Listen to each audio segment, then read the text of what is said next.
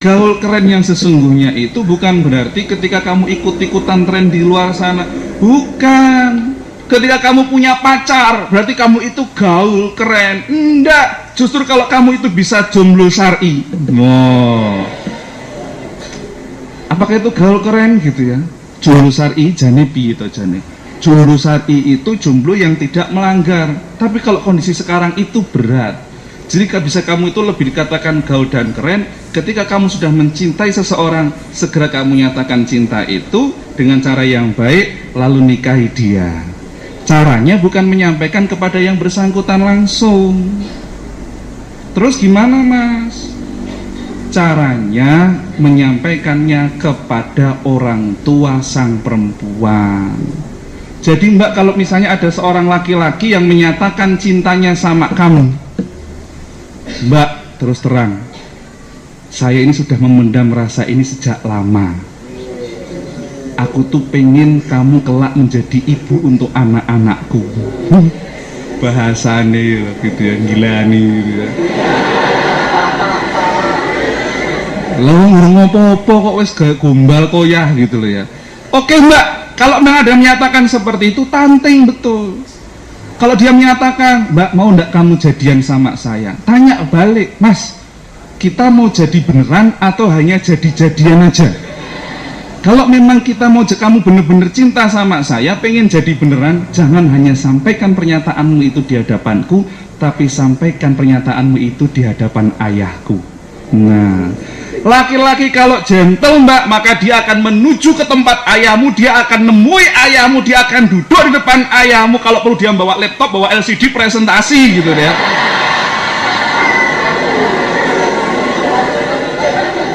Dia akan ngomong sama ayahmu, Pak, saya mencintai putri bapak, ini program hidup saya pak, izinkan saya pak untuk menikahi bapak, menikahi anak bapak gitu ya. Itu laki-laki gentle. Tapi kalau laki-laki kok misalnya, mbak, ya aku belum siap, yang penting kita jadian dulu, ada ikatan dulu. Alah mbak, gombal, tak kasih tahu. Saya ini juga laki-laki, saya itu master psikologi, saya ambil sertifikasi dari Amerika juga. Saya akan ngomong sama kamu terus terang, laki-laki itu mbak kalah setia dibandingkan perempuan. Perempuan itu lebih setia daripada laki-laki. Laki-laki kalau menemukan seseorang yang lebih baik daripada kamu, maka kemungkinan untuk berpaling jauh lebih besar. Tak kasih tahu ya, supaya ngaku-ngaku akan ngono gitu loh ya. Nang kene ndelok, wah enek sing ayu. Sesuk nek pindah rono, wah iki wae gitu ya. Pindah rono nek, wah iki ketoke luwih ayu gitu ya. Itu kondisi laki-laki, Mbak. Kalau ada yang bilang, "Mas, tenang. Pacaran saya itu pacaran yang syar'i, aman, terkendali." Kok iso? Soalnya pacar saya mau balik, Mas. Gombal. Ndak ada pacar solih, ndak ada pacar solehah. Karena orang soleh solehah ndak mau diajak pacaran. Tak kasih tahu. Kalau kamu mas laki-laki lihat wanita yang kamu cintai kok dia pacaran sama laki-laki lain, ya Allah, kamu ndak usah kemudian sakit hati, patah hati. Justru kamu bersyukur kepada Allah karena ditunjukkan berarti dia bukan wanita yang baik untuk saya, kan gitu. Perempuan juga gitu, kalau ada laki-laki yang nembak kamu kok dia ndak mau langsung nembak ke orang tuamu, cuma bilang yang penting kita ada ikatan dulu. Alah mbak, berarti dia bukan laki-laki yang paham, dia bukan laki-laki yang baik. Cari aja laki-laki yang serius ya. Bukan hanya yang akan mempermainkan kamu. Tak kasih tahu ya, orang itu kalau sudah pacaran yang ada hanya rugi, dan rugi. Ruginya apa aja atau ruginya? Ini loh ruginya orang pacaran itu. Rugi duit. Bayang no mas, kui durung sopo-sopomu, dudu sopo-sopomu, mbok tukoken macem-macem, kamu habis banyak pulsa, kamu belikan hadiah macem-macem, tiba-tiba kamu menerima undangan dari dia menikah dengan sahabat dekatmu. Terus piye coba? Ya. Saya pernah ketemu sama seorang remaja, dia ngomong, "Mas, nek tak hitung ya mas ya, pengeluaranku tak goyang-goyangan beni entek itu 12 juta mas," gitu. Akhirnya dia nikah dengan orang lain, coba ya pun ndak ngenes. Rugi waktu. Yang harusnya waktu bisa kamu manfaatkan untuk hal-hal yang baik, hal-hal yang positif, justru kamu habiskan untuk memikirkan dia. Makanya orang yang pacaran itu akan selalu rugi perasaan.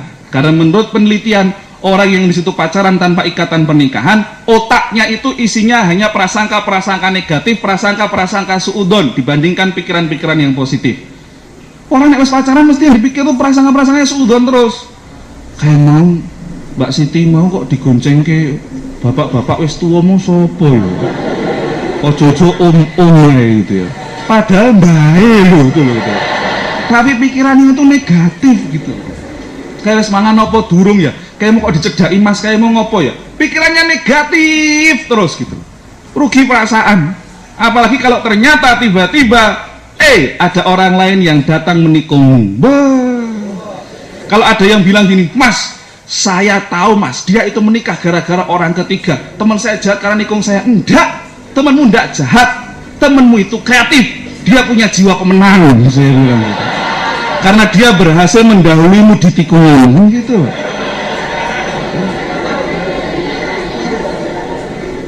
Kalau ada yang bilang sebelum janur kuning melengkung dia masih milik kita bersama, gombal.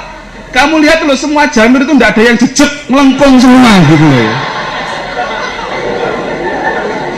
Tidak ada kayak gitu. Wes pokoknya sapa sing mani ya sudah, tidak usah kemudian tego ya karo kanca, ndak kok tego-tegoan. Kamu aja yang di situ ndak pemberani gitu loh. Kancamu wae sing pemberani. Berani nyalip kamu kan gitu. Wah tego karo kanca padahal iki gebetanku lho sing tak taksir, malah ning kono aku ditikung, ndak ditikung. Apalagi ada menyalahkan orang ketiga. Mas, Mbak, justru dengan kehadiran orang ketiga itu kamu akan bisa tahu dan bisa mengukur. Ketika orang ketiga itu masuk, kamu akan bisa tahu seberapa setia toh calon pasangan saya dengan kehadiran orang ketiga itu. Kan gitu. Orang malah nyalah ke gitu ya. Wes toh sebenarnya bab masalah nikah itu siapa yang berani dia yang dapat kan gitu. Termasuk kodare barang kan gitu ya. Rugi menjauhkan dari orang tua. Ketika kamu sedang pacaran, saya yakin